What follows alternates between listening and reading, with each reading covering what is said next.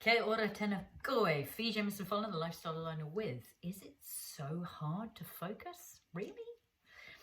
Yes, it absolutely can be.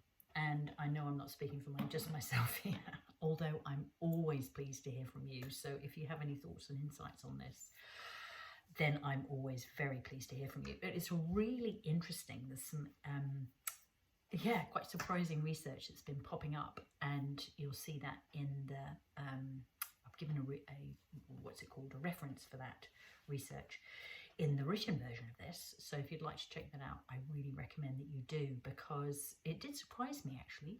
But when I reflect on it though, it does make some sense. So a couple of the ones that stick out for me that I do know to be true are giving myself breaks. So whilst yes, we can think that we're machines and strive on and keep going as if we are machines, that can work to a certain extent. It's a bit like not ever letting the car stop overheating, or charging the battery if you're an electric car, which is probably a little bit more appropriate these days, because we're now running entirely on electric in terms of our cars, which is so cool.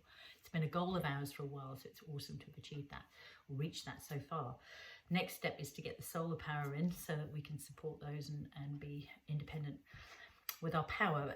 To take breaks, okay, it kind of lets our wiring cool down, but it also helps to recharge us. And those breaks can be just as important as the applying ourselves time is.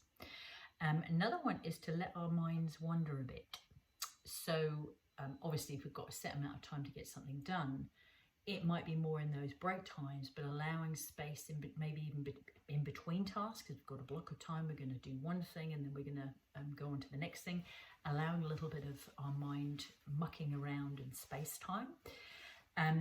And one that you know is a big favourite of mine, which probably doesn't need too much explanation, is the drinking water thing. And I think, it's an interesting thing. It's like, oh, I'm doing that. And as I explained like a wee while ago now, it was about 2 years ago, I had a bit of a wake-up call when I actually measured how much water I was drinking, and I was shocked. So I don't know if you can relate. Can you relate to any of those? Are you curious to look at the research? Then check out that link in the blog. And I look forward to seeing you on this week's Alive with Fi. Have a fabulous week. Ciao.